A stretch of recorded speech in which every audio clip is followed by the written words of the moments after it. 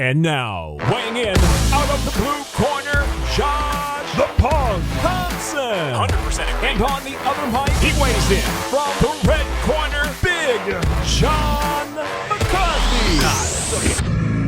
Oh, it is time for the Weighing In podcast. We've got all kinds of fights to talk about. There's so much coming up. We've got the UFC, the PFL, Bellator, all kinds of things for us to discuss and to argue about, because that's what we like to do. I like to tell Josh he's wrong because he is, and then he tries to tell me no. Let's go, baby. Let's go. People What's that happening? watch this show understand that I'm never wrong, John. Oh, geez. I am never That's wrong. why I have to open it up that way. I just want to clarify. Clarifying. Miss McCarthy was reading the comments along with me, and that's why we bond so well, the two of us, her and I. And that's what makes this show go around. And people don't understand it's me and Miss McCarthy that make the show go around. Podcast Dave is like the sidekick. But it's great. So we're having a blast. But I was reading the comments, John. People were upset at the fact that I said last weekend's show, the UFC show, wasn't that good. Here's the thing, guys. No, the show was good, and I said that. In fact, my wife did tell me, she goes, people are saying that you said, I said the show was good. I said the problem is it was too long based upon the production. And that's really not the UFC's fault, because they have to fill a window. Yes. It should be that the production, as far as is always kind of tight, and that the ESPN's the one putting it out. They fill in that extra time if it ends short. That's all. Yeah, and it's not like even so much when the fights end short. It's just when fights fall off. And like you said, they lost 3 fights. I think it was 3 fights they lost, and they have an obligated time on TV they need to fill, unless they're going to cut the show. If you guys already noticed, the show normally would start at 4:00. The show didn't start till 4:30 Pacific. Pacific, yes, Pacific. Well. There are different time zones. There are, yes, yeah. I only care about the one I'm in.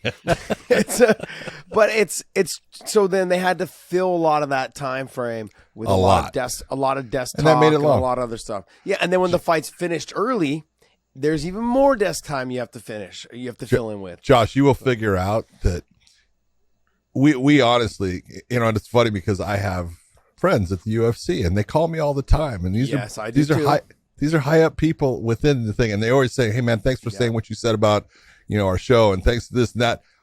But our fans, I could say 95% great things about the UFC. If I say 5% or one thing that I'm saying I don't like the way they do that, oh, you're a UFC hater. It's just the way it is. John, I agree with you, and this same thing happens to me. I've got friends at work and high up people that work at the UFC. Yes. And they'll just send a text, "Hey, I heard what you said about so-and-so. Thank you so much. And thank you so much. It was nice." And then, and then we talk about the tragic stuff, that has happened sometimes in the UFC. And they're like, man, and they'll reach out to me and go, "Hey, thank you guys for bringing that up. It means a lot to them. We were talking about it or whatever." And there could be whatever it is. Yep. But they have reached out and said plenty of things that we've done about, promoting, not just promoting them, but talking about their promotion and talking about their fighters. And we when we initially started this podcast, we got a lot of hate. Talk less about Bellator, talk less about ONE and PFL. You guys, we're not going to do that. We're going to continue to talk about all 4 platforms. Those are the 4 biggest platforms. We've even thrown in a couple times in Cage Warriors. We will. LFA here and there, depending on the high level of competition. Was it ACA now or is it ACB? ACA now. ACA now, yeah. So and we do boxing. We got Usyk against Joshua coming up on the 20th, August 20th, I believe. But guess what? We're going to talk about it. Yeah, we are. But I want to go back. You guys, it's so funny. Everyone's like, "Oh man, you guys would just be bragging about about Bellator having all finishes." We've had cards with. We've had all finishes, 14. Yes, and so, but here's the thing. This fight, when I was talking about it, we weren't even talking about Bellator. It's not even a conversation. Bellator has nothing to do with the fact that we thought the broadcast went on too long, which took away from how exciting the fights were. And actually, here's the thing. I can see why people got on me, because I want people to get on me, because John knows that I kind of thrive off of that type of stuff. But I understood, because in the beginning I said the fights were kind of boring, when in fact they weren't boring. And then John corrected me and goes, "Look, the production was too long." I said, "You know what? Now that you said that, you're so right." Because I didn't put the 2 and 2 together just yet. I was like, wow, why is this thing taking so long? I mean, like, let me give you an example. I had to go back and watch the Terrence McKinney fight because there was so much time in between. I went downstairs, made coffee, made breakfast, came back up, and I totally skipped. The fight was already gone, but I mean, was able to sit down and eat, make my coffee, come back, and I only missed one fight. One fight. That was a good 40 minutes. I only missed one fight, and it was a quick fight. Watch your show? No, I did. I went back and watched it because that's what professionals do. You know, unlike people that don't talk to like they're supposed to. Oh, you guys, go ahead and roast Podcast Dave, Mr. I'm gonna go. Now he's trying to negotiate 1 day a week. Oh man, I'm just waiting on. He's like, oh, you know, when I get back from Maui on my vacation, I'm gonna go every day and hit it hard. Yeah, no, he's not gonna. Oh, all right. Well, we had some technical difficulties we had to get fixed. My mic was crackling. Big John and Podcast Dave said you never sounded so good in your life. But we had to make those changes and fix it up. But there was something, John, I wanted to bring up. We talked about noodling the other day. Apparently, the girl, her name is Hannah Barron. Everyone let me know in the comments section. She's pretty popular, man. She's got she's almost like a little over 1 million followers on social media. But yeah, she's everyone's like, oh my God, Josh crushing on Hannah Barron, doesn't even know it. I had no idea who she was. I just saw some videos on YouTube. I was in a YouTube rabbit hole kind of thing. And yeah, man, I gotta tip my hat, dude. She's brave. She can't be more. There's pictures and videos of her, but as of right now, the last one I saw, she can't be more than like $115. But she's got some pictures where she's pretty muscular as well from lifting all those catfish. But absolute animal, man. I got to tip my hat to you, young lady. Just a stud. What a stud. Sticking your hands in holes you don't even know where it goes and possibly getting stuck with anything. Oh, man, just a stud. Absolute Stick your hand in a hole with a snapping turtle. Yeah. Ooh, that's scary, right? Scary. You lose that hand. Maybe that arm. But yeah, people were just bragging on me, man. Just ragging on me, just saying, oh, doesn't even know who she is. What the hell? But it looks like fun, John. You're not alone. I said, it's so funny. People were like, man, John doesn't even know, because they were telling me when I was telling about this person, like, oh my God, you don't know who she is? I was like, no, I've never heard of her. But I have now. So I hit a little follow on that social media and just say, what's up? So, just give her a little love. That's pretty awesome though. I mean, you got some big balls to be doing that. Sticking your hands down there. That's gross. I mean, just the mud and then the catfish, all that stuff. Well, John, we're going to jump right into Bellator, but we're also going to talk PFL is in the UK. So they're going to be on Saturday morning. Bellator is Friday night, UK Saturday for PFL. And then the UFC is, I believe, Saturday evening or Saturday night. Yeah, Saturday night.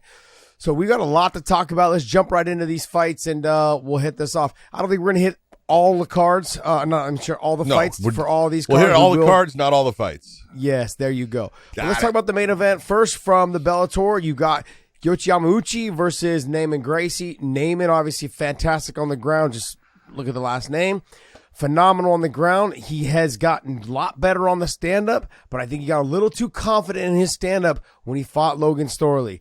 And he had some big fights, and he had a nice finish and knockout over Lemminger with the big elbows and nice combinations on the feet. But then that led to a little bit of overconfidence, thinking he could stand a lot, and he couldn't get takedowns against Logan Storley. But in this fight, he doesn't have to really worry about that a whole lot. The stand-up is sure really good with Yamauchi, but on the ground, these two should be a fantastic fight. Yamauchi, I think he's got the record for the most submissions in Bellator. He's tied, or I think he's got the record. No, he's number one at 9 submissions in Bellator. Naaman Gracie is tied for second with AJ McKee at 7.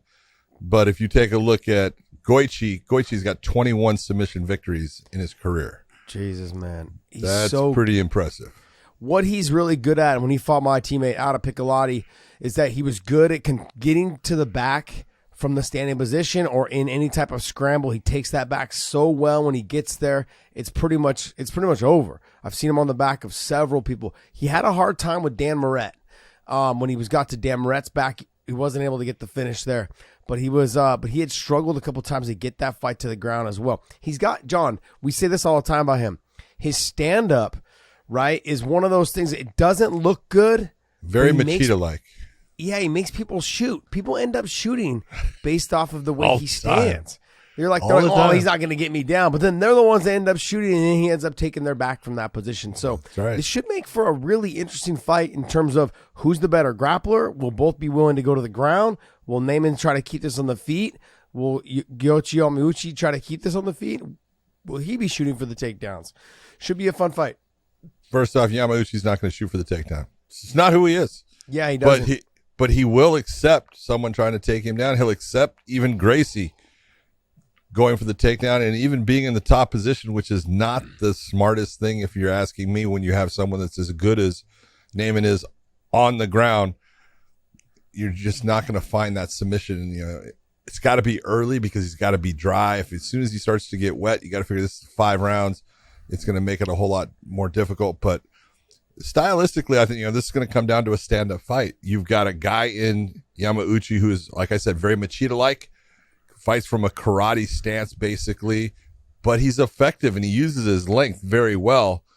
But he's gone up, a lot in weight. This guy was fighting at 145 at one time, and you talked about how he's huge, and you're right, he was. And then he went to 155, and now he's at 170.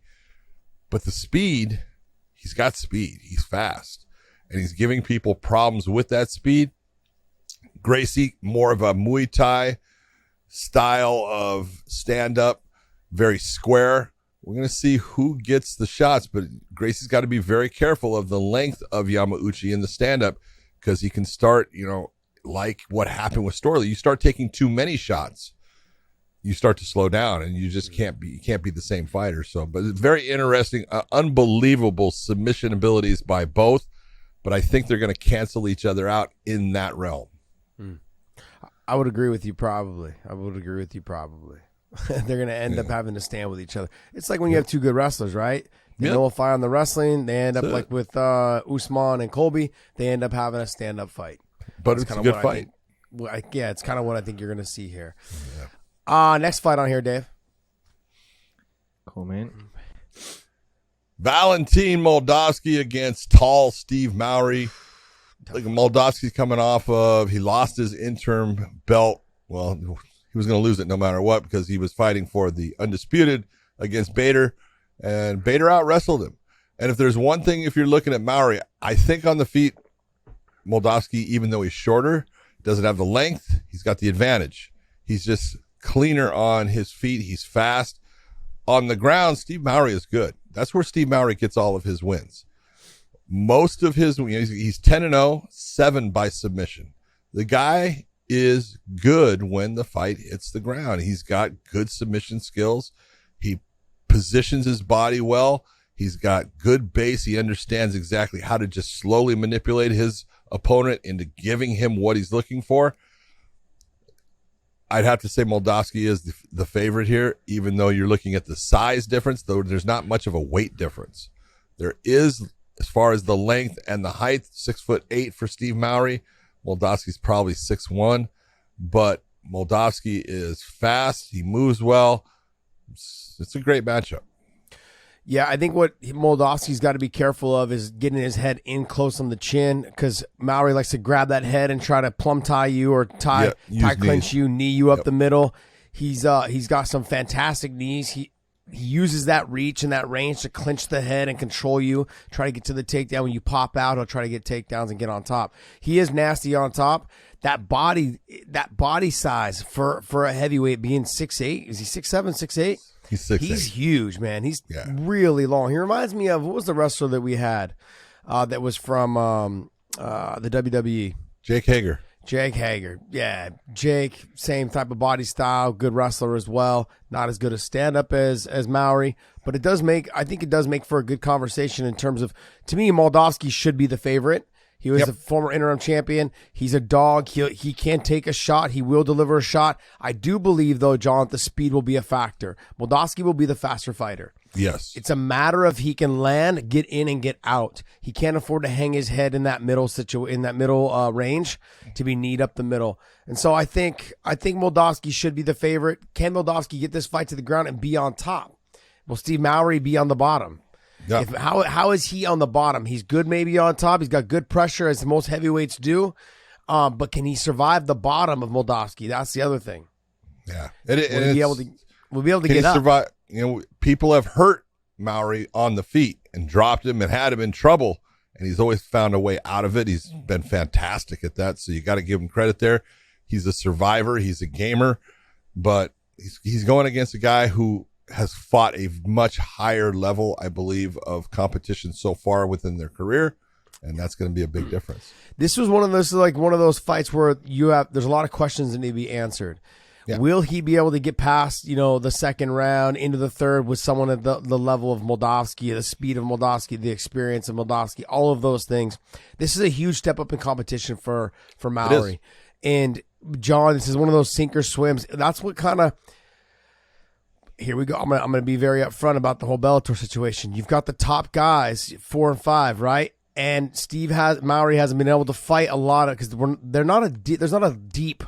there's very rare in the weight classes that were very deep. Say you get 6, 7, 8 guys that are really good in those weight classes, but 9, 10, 11, 12 are not as good. They're like kind of just fishing at the top there in terms of the weight classes in the top 10.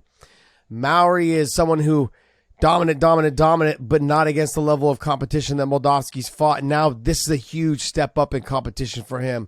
I would have liked to have seen him fight maybe one more person or maybe even 2 more people to get him to this fight. This is a big fight for him. Huge fight for him. Being 10-0 though, you can't keep holding him back.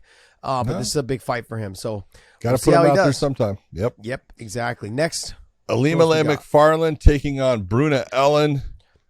Contrast to styles, Bruna Ellen is more a lot of people, she's from Brazil. Doesn't mean she's a jiu-jitsu stylist. She's a stand-up fighter, and she's a good stand-up fighter. She's got fast hands. She's in and out. She moves her head well.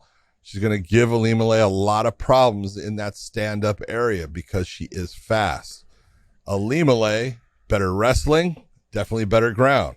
And so this is a matter of where does this fight go? We've seen Ilima-Lei where she's motivated and she looks fantastic. And we've seen her where really not motivated and just kind of just going through the fight. And so, she's had 2 fights in a row where she's come out, and her last fight against Justine Kish just didn't look like she wanted to be there.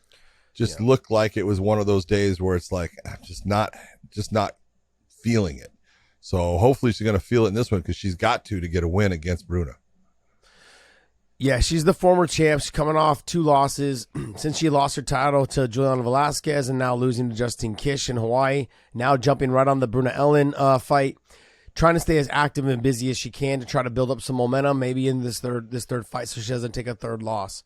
When I talked to her in Seattle, I interviewed her, but I also talked to her off air. I think a little bit of the frustration is that she just was struggling with a little bit of her knees. There was a lot of wrestling going on in the last fight. Just didn't look like he was on track.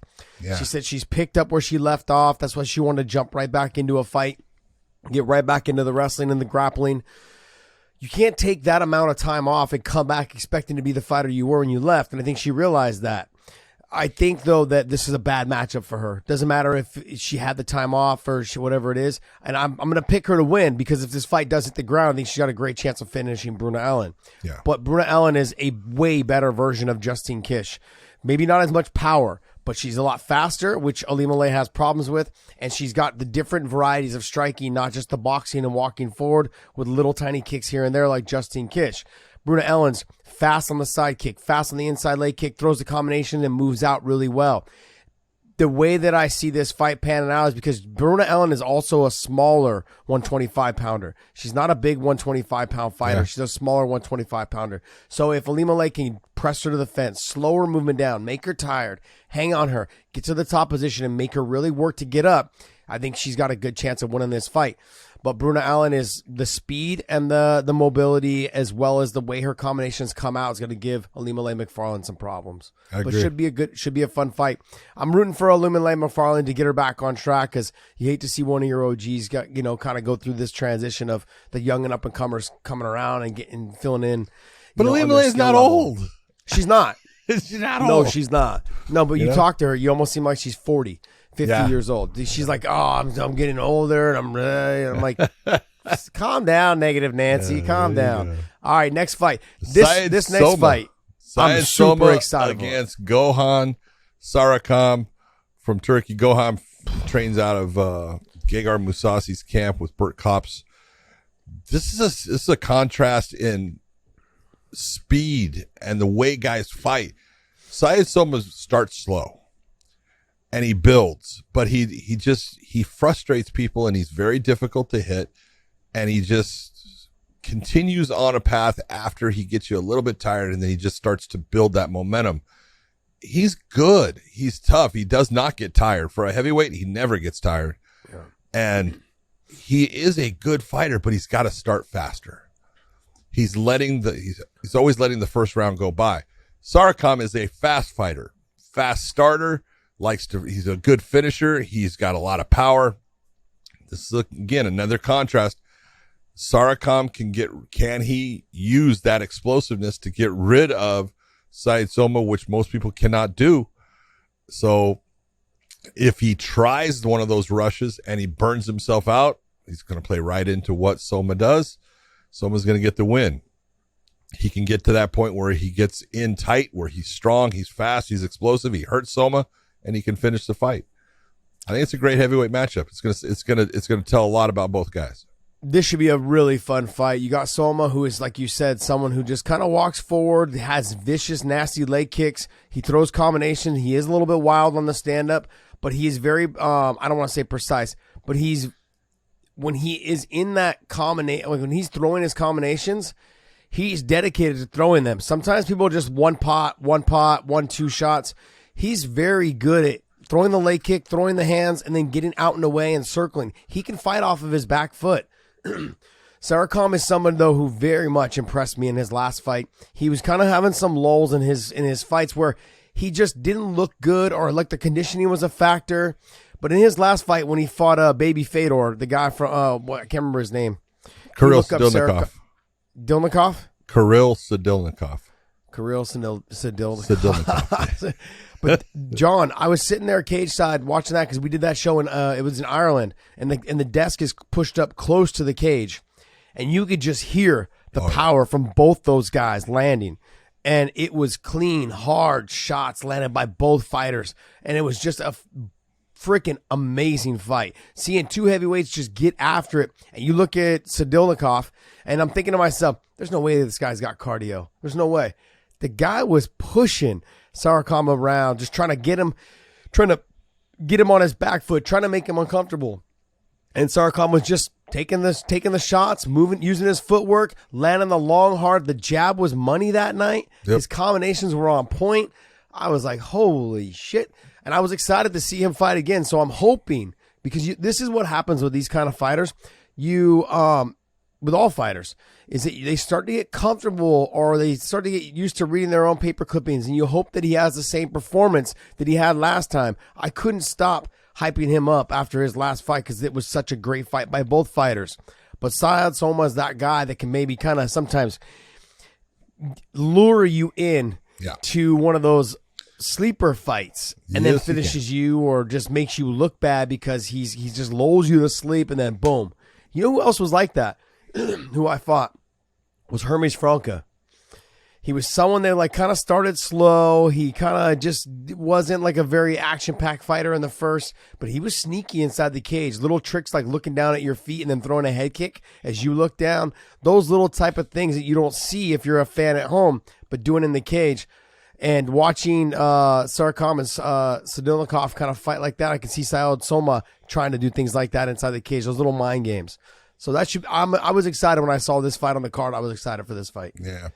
Austin Vanderford coming back off of his first loss, going against Aaron Jeffrey. Good matchup. Contrast of styles.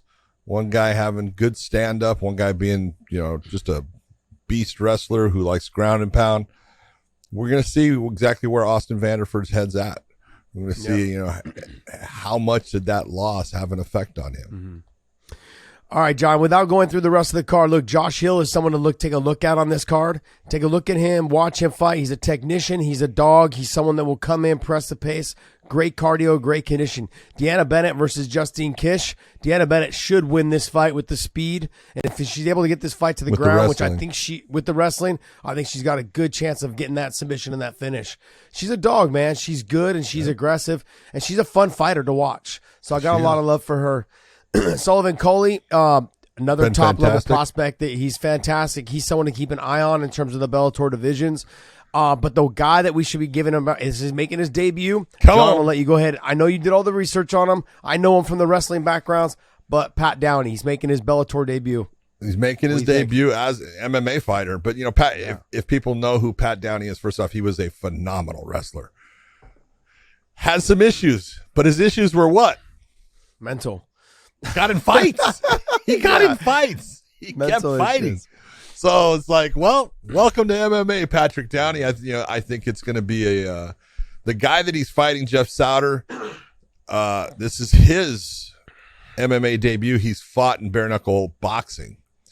He's done a lot of bare knuckle boxing, but going against a guy that wrestles like Pat Downey, your wrestling better be on point, at least your wrestling defense, because Downey is the real deal when it comes to, that area. He is a stud. I look forward to seeing exactly where he's at with his full MMA. I don't expect a ton, but his wrestling is going to carry him a long ways. Well, Jeff Souter's got to just touch him with the hands, make him uncomfortable, and try to shoot from his back Shoot from foot. afar.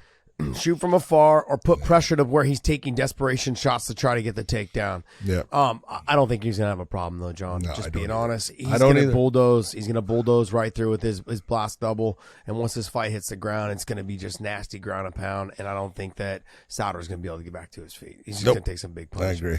The control and the strength and the wrestling of Downey is going to be obviously the factor here. Scrolling down a little bit more there, Dave. Isaiah Hokic, very good wrestler.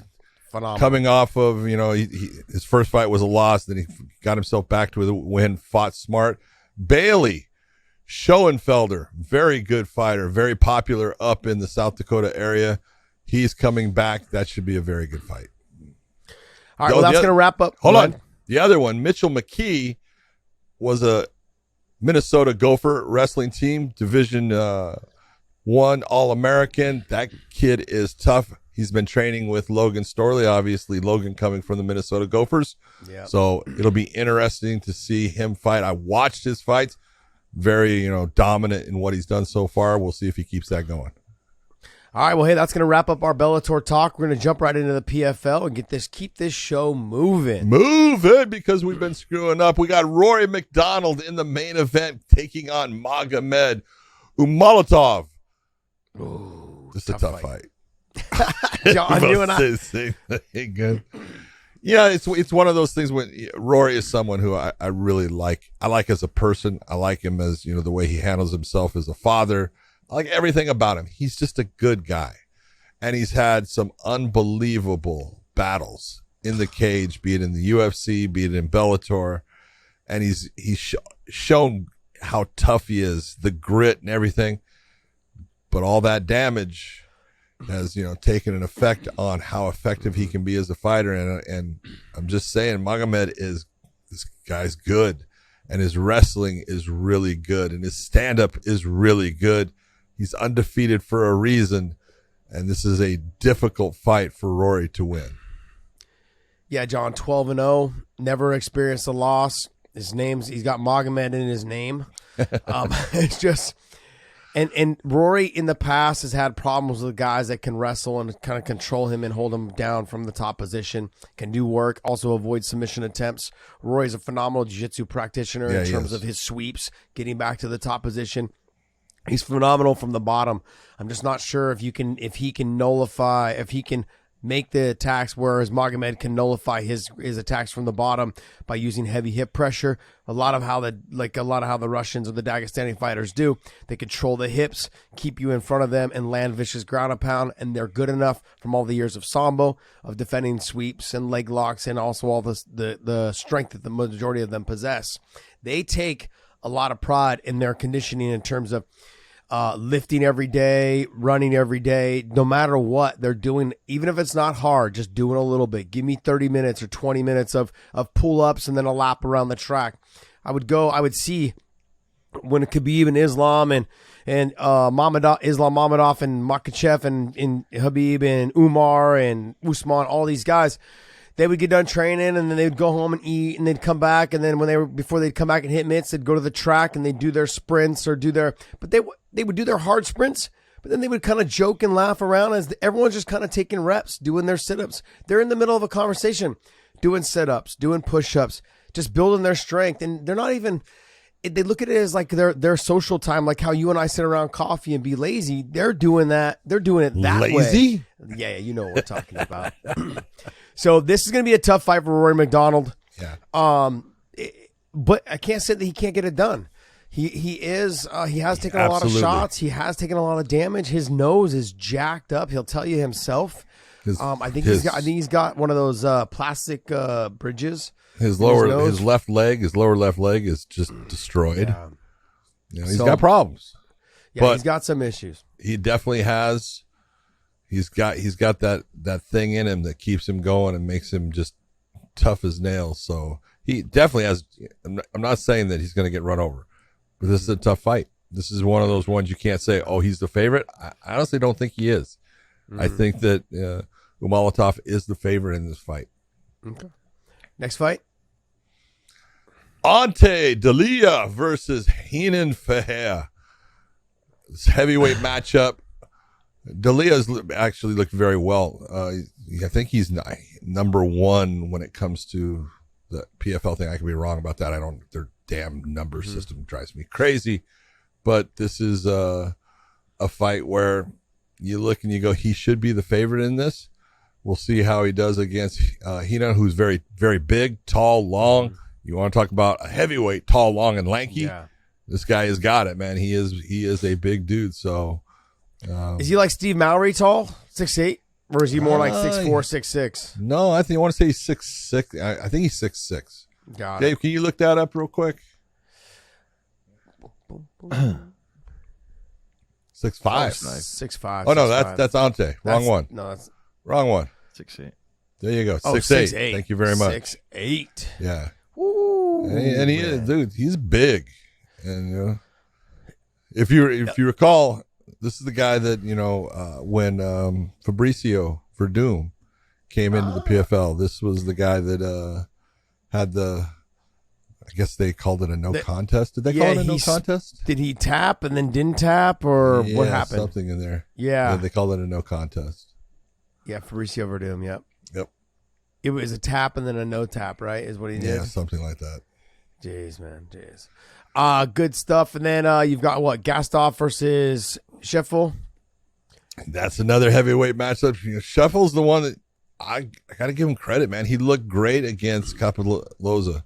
I thought the Capoloza was going to, take that fight. I thought it was built for him. And Matthias Scheffel he did everything right. He came forward. He put pressure on him, made him fight off his back foot.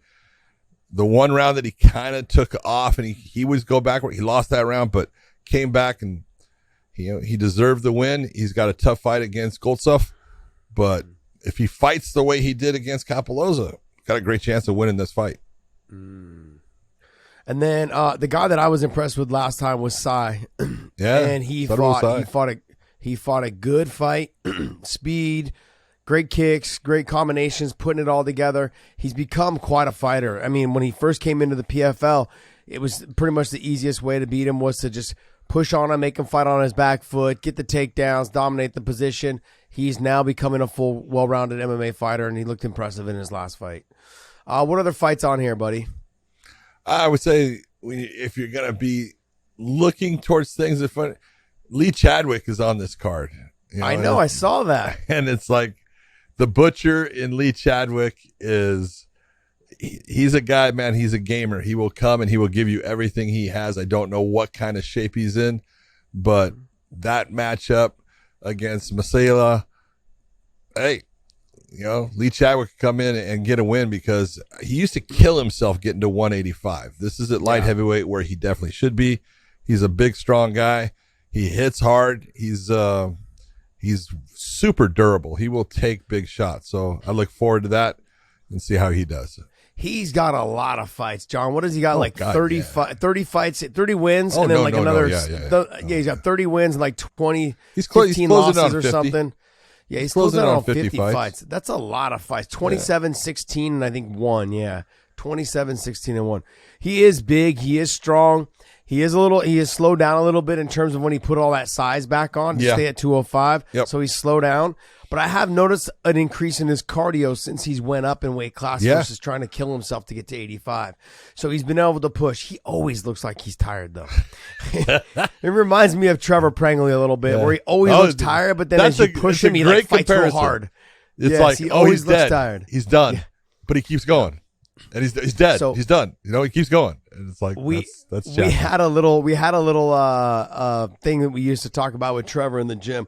Trevor was the guy who looked exhausted. He'd be sparring in the ring, and he'd have like one arm. He'd be so tired. He'd have one arm on the ring on the top rope, and then he'd be punching with one arm. And then as the guy got closer, he would just set his feet and just throw real hard like a caged lion in the corner. It was hilarious to watch him do it. And so we would just laugh at him and just call him like that little caged lion, because he would wait. And that's kind of like Chadwick. He kind of lets you come forward. He's trying to get as many breaths as he can. And then he just throws real hard and gets you to go backwards. And then he kind of walks you down a little bit. And then he goes back to, okay, I'm tired. And he goes backwards. And so, all right, well, hey, that's going to wrap up our PFL talk. We didn't spend a lot of time on the PFL. We're going to move right into the UFC. Let's do it. This is on Saturday night. This show is brought to you by MyBookie.ag. MyBookie.ag brings you some of the best betting odds across the world. It's an online gambling site. Go to MyBookie.ag. Use our promo code weighing in. They're going to give you a little extra spending cash with your first initial deposit. But also, you only have to spend your money one time, your winnings one time, and then you can go ahead and withdraw your winnings after you spend it that one time. Go to MyBookie.ag. Use that promo code weighing in. I want to thank you for using MyBookie and letting them know that we sent you there. John, love this fight. I'm not a fan, man. I love this fight. No, don't get me wrong. I think it's going to be a good fight. I like Dominic Cruz. People don't like him, and I love Chito Vera. This is not a good fight for Dom. Okay. This is not a good fight. That's why I don't like it. I like to see the old-time guys from my era, John, like have success. Okay. All right. Now, this is where I'm going to get ripped by the people saying I'm dogging the UFC, where I am not. But you can't blame the UFC. If you're going to fight in the UFC and you're going to fight for all of those years, and you were the champ and all that good stuff, it eventually comes to an end, Josh. You know that. I know that. Father Time undefeated. So the UFC has got to make a choice. And their choice is, do I continue to give you fights that you can win, so I can continue to pay you a lot of money, because Dominic's making a lot of money. Mm-hmm. Now, he's still a good fighter. I'm not saying he's not. He's still a good fighter, but he has slowed down a little bit. And so that's the difference of him getting these fights where he dominates the action and he gets the win, or where it's a much more difficult fight for him. But if you're the UFC, you can't just continue to give him fights that, he can win. You've got to put him up against guys that you say, look, this guy's on the rise. Now, this is a guy that he can beat, but this is definitely a guy that can beat him. And if this guy in Marlon Vera does beat him, that's good for our promotion. It puts it where, hey, we can talk about Marlon Vera and all the people that he has now gotten wins against. Dominic Cruz, the former bantamweight champion, being one. You can't blame the UFC for putting this fight together. It makes sense. It's good for Marlon Vera. It may not be a great matchup for Dominic, but that's what happens when you get older. I feel like you have some ill will towards Dom. John, I'm not disagreeing with, and we've talked about this in depth about the promotion's going to always put the promotion first. Has to. And you have to remember that they are never going to say that a fighter is bigger than the promotion, and they're never going to allow a fighter to get bigger than a promotion. And they're going to always try to rein them in and be like, hey, and not that Dom needs to be reined in. It's at that age now. You can't, like you said, you can't afford to keep paying somebody that amount of money to fight just people that they either can beat all the time, or low-level fighters that doesn't really do anything for their career. They want to make sure that they're earning their keep. Dom's got a great gig as being a commentator. He's also got a great gig in terms of, what he's doing in San Diego and with his fight career. He still has it. Yep. It's a tough fight for him. It's a tough fight for him, and based on Chito Vera, He's not. How old is Chito? He's not very young. He's like 30. No. He's like 30, early 30s. 33, 34. Yeah. 29. Oh, 29. Jesus, I'm wrong. Man. I thought he was like 32, 33. I thought because he's been around. I thought, yeah. Yeah, he's been around for a Very bit, nice. but he is 29 is his prime. So, but I was gonna say you can tell when somebody is Dominic is 38. Yeah, he's in that mix of control of how strong he is. His kicks are getting 36, better. I He's was wrong 36. His power is transitioning now. He is really filling into his body and his ability to do all the things that he needs to do at a high level and to beat Dom. I don't want to count Dom out because Dom is crafty. He's smooth, but he has slowed down in his style. And I've said this from the very, very beginning. High output. His style is phenomenal, but no different than how I looked for him, but no different how I looked at Roy Jones Jr. Yep. His style was phenomenal as well, but For as him. soon as he lost a step, it became easier It started to change. Yep. Because And the that's- shots that did not hit him in the past, the shots that slid by and he was able to counter are now either Yep. touching him and taking his balance a little bit off, so now he can't counter the same way, or they're hurting him. Yeah. And And that's what scares me a what little bit. happens. And like, I got a lot of love for Dom. I got a lot of love for Chito, but this is not a good fight for Dom. I'm surprised that actually Dom took it. I thought he would have tried to take someone like a Frankie Edgar or someone who's a little bit older in age like him. And because we say this all the time, lighter weight fights in the 135-pound division, which this fight is, speed kills. When you start to get older, your career doesn't last as long because the fighters are so much faster. As you start losing a step, and these young bucks like Chito, who may not be faster than him now or just equally as fast, like you said, Dom's head movement, moving his head offline, moving, leaning back, all of those things. If it's one step behind, that means you're leaving your head in a position to be head kicked, a shot to be landed, all of those things. I don't know how this fight goes. I just don't see it going Dom's way. No matter how much you want him to win or how much you want to see him succeed, I do. I want to see him have at least a good fight, and like I said, back and forth battle. I just don't think it's going to happen, John. I could definitely see this going Dom's way. Look at Dominic's got 3 losses in his career, right? Uriah Faber long ago caught him in a guillotine choke, and then Dominic came back and beat him and stuff. Cody Garbrandt had the fight of his life, beautiful performance, and it was speed. It was the difference in speed that got Cody Garbrandt that win. And Henry Cejudo. Speed. A guy that Dominic couldn't just blast in, get the takedown, frustrate him in the wrestling area, do the things that made Dominic very good as far as Dominic mixes things up so well. He's going to have to be very careful. And the one thing that he can do, if he can keep that conditioning, and this is my concern with this fight, it's a 5-round fight. Yep. And that doesn't lend towards Dominic. A 3-round fight would have been better for Dominic because he would have been able to keep that movement, because Cheeto's going to come up with he's got that beautiful teep kick up the middle. He brings the high kick, the front kick up, upstairs, and that can, it can catch you. Now, Dominic does a great job of keeping his head off the center line most of the time. It's a real question of when he gets tired, how's it going to play out? Well, John, he's going to have to wrestle in this fight, because here's the thing with Dom. He shoots and gets takedowns, but he never controls the top position. No, never. He doesn't, but he doesn't want to. He doesn't even care about it.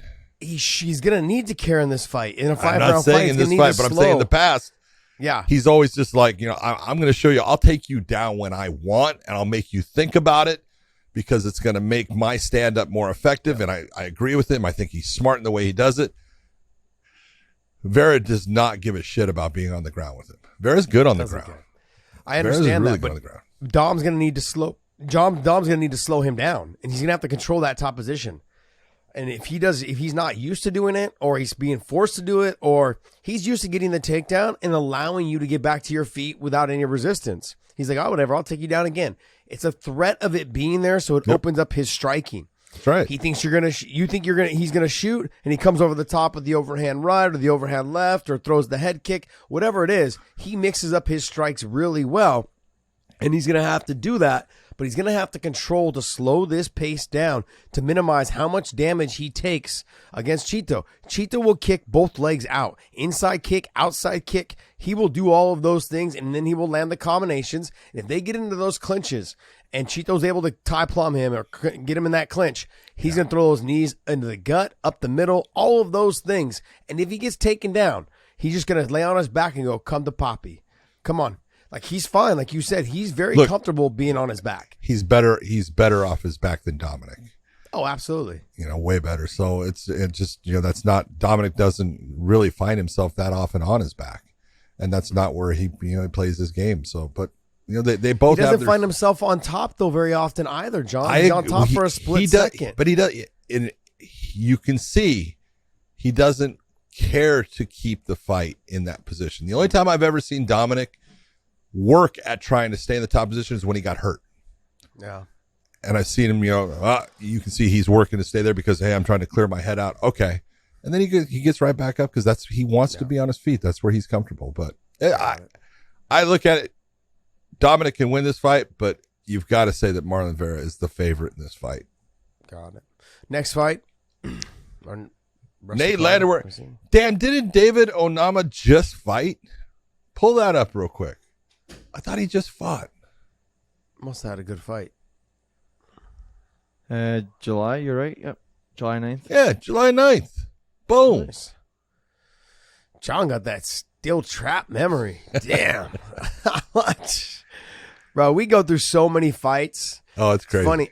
I was looking at, like, 'cause we cover a lot of the fights, obviously all the fights as much as we can. But I was going through deleting all the videos that we have from our podcast on my phone. Just since I want to say April, I deleted like 600 videos. Because Dave sends us, he sends us clips of say like 7 to 10 videos, every single show. So I think I deleted like 600 something videos since like April. I was like, holy jeez. So it's crazy. All right. What do you think? Really, it's a good fight. Onama is a guy who people look at him like, oh, he's a stand-up guy. He's actually got wrestling, and he can be on the ground in the top position. Nate Landwehr, very good fighter, solid everywhere. This is a great matchup, but I'm intrigued by the fact that Onama's last fight was a submission, I believe, and he's getting better on the ground. And the fact that he's coming back this fast, I like that. It's at this point in his career, being a young fighter, it's good. Get all those fights in so you get that experience. This is a really interesting matchup between the two. I'm not against fighters going back to back in terms of because they want to keep the ball rolling. Yep.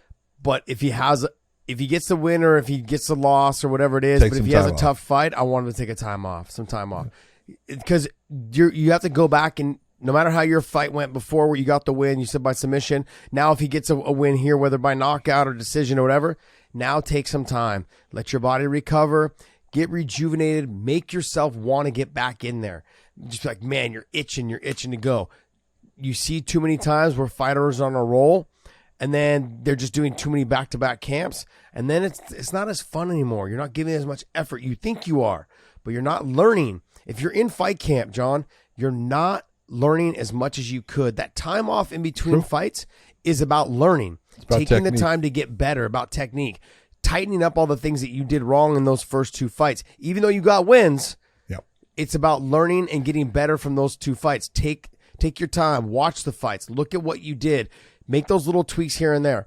A lot of fighters, they only do that when they lost. Oh, what do I got to do now that I lost? Don't do that.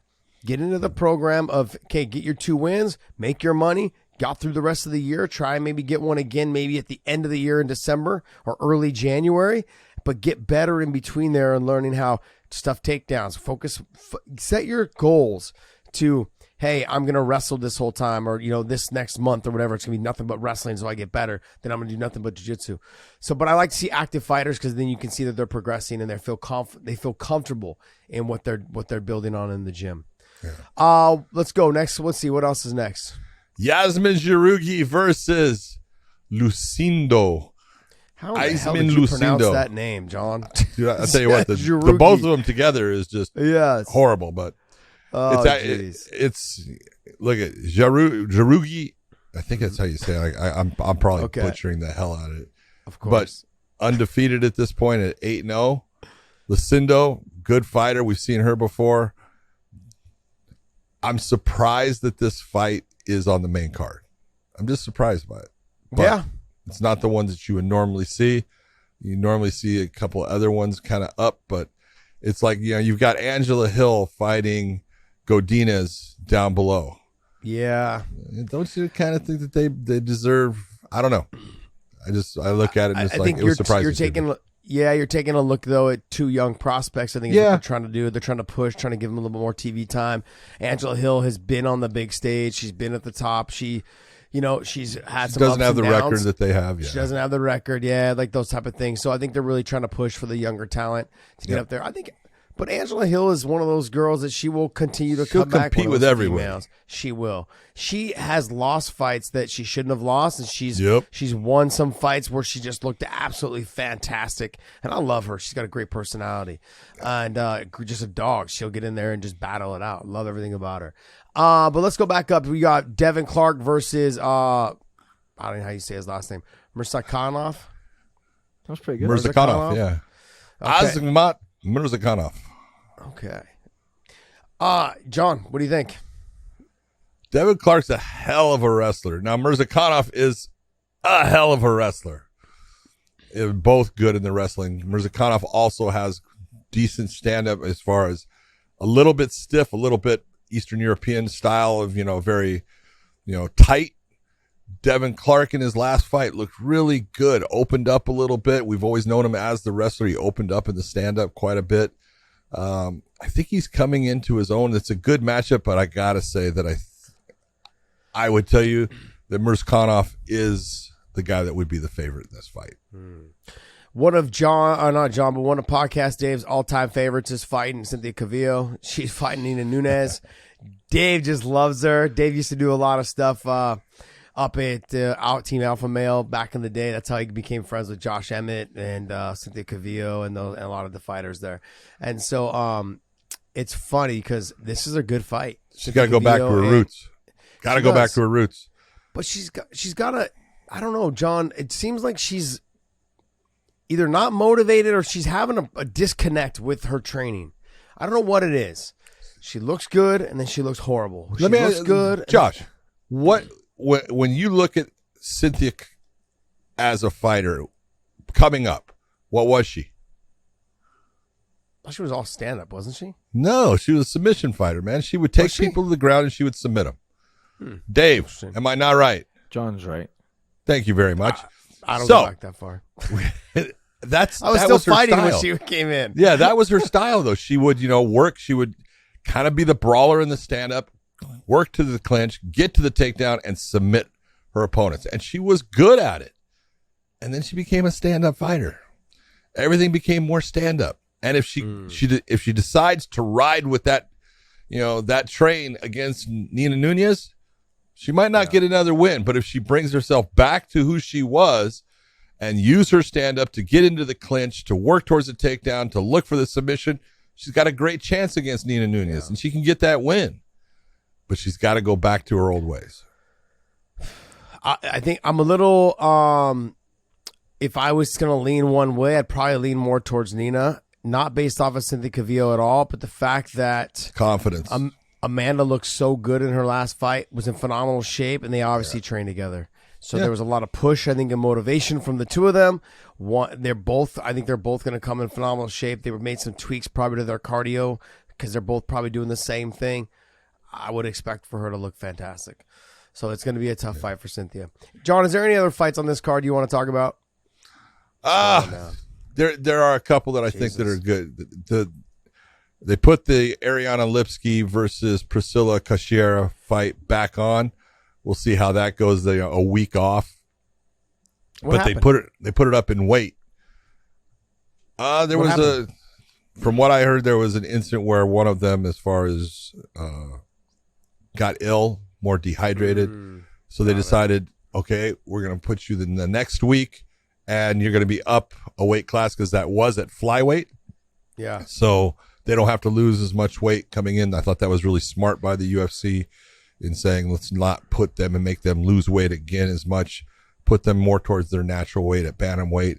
They both, in the same area as far as losing that weight. So smart move by the UFC in the way they did that. The other part that I really like, I liked him on Blackshear. I think he's fun to watch. He's an exciting fighter. He's going against Yosef Zalal, another good fighter. That's at bantamweight. Zalal's got a lot of flash to him. He's fast. He's exciting. That should be a very exciting fight. O'Day Osborne. O'Day all day Osborne. O'Day, O'Day, O'Day, O'Day. That's what he does, and I like when he does it. He's going against Tyson Nam. That's a great matchup also. All right. Well, hey, guys, make sure you guys tune in. I believe these fights are on Saturday night. So you got Bellator Friday night in Sioux Falls, South Dakota. You've got PFL in the UK. That will be Saturday. That will be Saturday morning. So make sure you guys try to tune in to the PFL on Saturday morning. And then you've got the UFC at night. You guys have got a lot of fights to watch. Ooh. So I don't want to hear any complaining when we're talking about them. Unfortunately, so do we. Yeah. Oh, John. But we do it because we love it. Look, I'm going to be honest. There's a lot of fighters on this UFC card that I'm not familiar with, so I'm going to have to start doing a little bit more research on who some of these fighters are. I feel bad because, I know who Tyson Nam is. I know who O'Day is. I know, obviously Angela Hill and, and a lot of the fighters. There's a lot in there that I know, but I've got to go back. I've never heard of Blackshear, and you're saying he's a good fighter. Good fighter. Fun to watch. And here's the thing: he'll probably, as soon as he comes up on the screen, can you pull him up for me real quick? Damon Blackshear down there, on the right. Keep going. There you go. Yeah, I'll bet you as soon as I see him in the cage. Oh, dude! I recognize him. It's the monster. I like that name though. Damn, look at him, brother. He's cut up. Look at him. Oh, he's a stud. All right, so now you got me all interested. See, this is another thing. Show his record real quick. Maybe you'll remember one of the fights that he had. 12-4. Let's see who he's fought. Look at that. Josh fights in a row. Damn. Nope, I don't know any of those. You don't remember his win against Mike Kimball? Oh, what about him? Danny Sabatello. It was a loss though. I know, but I'm saying he fought Danny Sabatello. But you would have been at the Mike Kimball fight. That's why I figured you would remember him. Oh, I didn't get down that far. I stopped at the Danny Sabatello fight. He did have a fight against Pat Sabatini, who we all know Pat Sabatini is a stud. He lost the decision to him, but just showed, man, he's tough, will not give in, will not give up. The kid's good. He's fun to watch. Good stuff. I'm excited. Nice see you got me interested now in here. See, I thought you would. I thought you as soon as you would remembered the Mike Kimball fight. John, I'm going to be honest, man. Since I quit working side by side with you at the cage, I really just focus on the main event fighters. Yeah. And I still do my research on some of the new up and comers that I know that we've signed. Like I've done my research on Pat Downey outside of his wrestling and how he's been training. I've talked to a couple people that have talked about his training regimen and how he's doing, how his stand up is, how his ground is. But they're high on him. They are. They're high on him. They are, and they're also a little concerned. That we got to make sure we keep an eye on him. It's one of those fighters that the sky is the limit. The ceiling is. He's got so much the ability to control what he does outside of the cage. Yes, I know. But I think once somebody, I think we've seen in the past. I can speak from experience on this. Is the better that I got in the cage, the less I fought outside the cage. Yeah. And it works. Because all of a sudden you realize, dude, I get paid for this. Why am I going to do it for free? I tell the story all the time, and I've told you this a bunch of times. Scott Coker called me one time after I got in a fight at a nightclub. It was after one of my fights. He's like, "Hey, if you're going to fight for free," he's like, "let me know." He's like, "I'll just it was like one of those check realities. Like, "Hey, I'll put you on the card. Yeah, I'll sign you up next week on the next card." It's like one of those, "Hey, dude, I pay you a lot of money. Don't be out there acting like an idiot." And so it's hard, I think, for promotion. Good way for him to put it, though. Yeah, they want to leave you alone and let you be your own individual, but it's like if you're going to be out in the club fighting for free, why am I investing all this money into you? Shit, I'll fight you for free, no problem, under a bridge somewhere, dummy. So, it comes down to it. I think Pat Downey's got the ceiling is so high. He's so marketable. I could see a total WWE shtick going in as well if he ends up being something like that on the mic. I could see that happening as well. All good. So, all right, let's get into some news. Podcast Dave, what do you got for us? All right, I've got Tony Ferguson saying that he is going to JacksonWink and kind of hoping that he can revive his career a little bit. Nice. He was saying that, basically throughout the last little bit here, he's kind of changed management, left the team. He said he had a falling out with a previous team. I don't know who that was, but then he says that he had some options here, and JacksonWink was the one that he chose, and he's hoping to get back in the game here. If he takes that fight with Dan Hooker, I think JacksonWink is the perfect team for him, because one thing that Greg Jackson does very well is game plan. Yeah. He is a wizard when it comes to game planning. And John, Tony Ferguson better than probably any of us. I mean, outside of the cage, personality-wise, is that a good fit? It's a great fit, and it's something that Tony needs. The one thing that if I was talking to Tony, I would tell him, hey, don't try to be in charge of your training. Yeah. Let them be in charge of your training. When they tell you to back off, back the fuck off. And that's one of the things that Tony has a hard time doing. Tony doesn't have, he's got one speed, and it's go. And it's what has made Tony who he is. But you need to back off at times. You need to listen to your trainers, help your training partners, help you. Don't be in charge of your training. Go there, listen, be a sponge, learn, and let them game plan for you, and then follow what they give you, and you're going to come out with a win. Yeah. He needs to work on fighting a different way. And he's what I'm talking about. He needs to do it Andrei Arlovsky. He needs to make these little changes. Yes. When he fought me, he was in his prime. He was somebody that he could come push forward. the pace. Yeah. He could come forward. He could take a shot. He could do all this. Don't get me wrong. He can still take a fucking shot. Sure. Don't let what happened in the last fight fool you. Anybody would have been knocked out in that situation where that hit him. Exactly. Tony Ferguson is a fucking dog. There's no quitting him. That's never what's been in question, is that during those times, and I go back to the Roy Jones thing again, he's gotten away with not using the proper technique with a lot of stuff because he was so good at being creative. The roll away from the double leg, the way his striking is, the way he turns his back and then comes back with a combination, his push kick with his hands way down, but he had a nasty hard push kick up the middle when I found out. You know what I mean? Like little things like that. He was phenomenal when you're in your prime. He can get away with it because there's a little bit of speed there. There's a little bit of strength and mobility, and the chin's still 100% in there. Like you're in your prime. You're filling your oats. As you get older, you've got to make those adjustments on what you can get away with. Yeah. We talked about it with Dom Cruz against Chito. This is a tough fight for Dom because of the speed is going down just a tiny bit, not a lot, but it's the drop.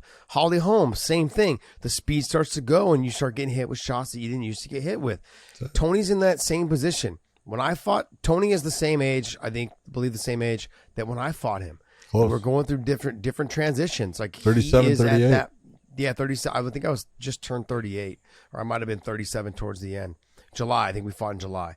And my birthday's right around the corner. But he is in that transition. He's right in that spot of, he's got to make some adjustments. He's got to fine tune and use a little bit more technique to avoid the damage, but still use what he uses to be successful and be fun. Because if he's not being creative, he's not fucking Tony Ferguson. That's right.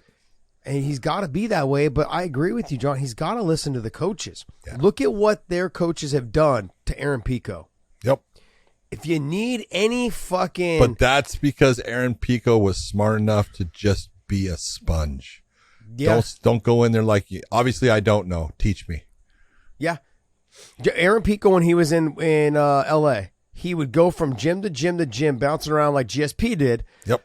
But he would go gym to gym to gym and kind of control his own camp. Yep. Now when he went to Greg Jackson's, it's like he's got his set coaches. They are there. He's bonded with them. Boom. They are 100% focused on him, and look at the gains that he's made. I think Tony, if you see the transitions that Aaron's made in terms of the grappling and the way he's hitting his submissions, I think that Tony just needs to be rejuvenated a little bit like that, and then see him get into that fight with Dan Hooker. I'll take that all day long, man. Yep. I'll take that all day long. Yeah. Next thing. All right. Next one is Nick Diaz's coach, Cesar Gracie, saying that he wants to see Nick return against Conor McGregor, but he doesn't think that it will happen because Nick won't want to step on Nate's toes. He thinks that that's Nate's fight.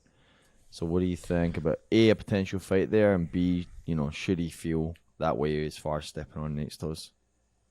I don't think he's stepping on Nate's toes at all, because Nate's already basically talked about what he wants. He's going to have this last fight against Chimaev, and he's out. He wants to go and do other things. I believe, like Josh has said, for forever, I think he wants to have a boxing match with Jake Paul. I think that's kind of sitting there in the wings for him. I think it's a big money maker for him.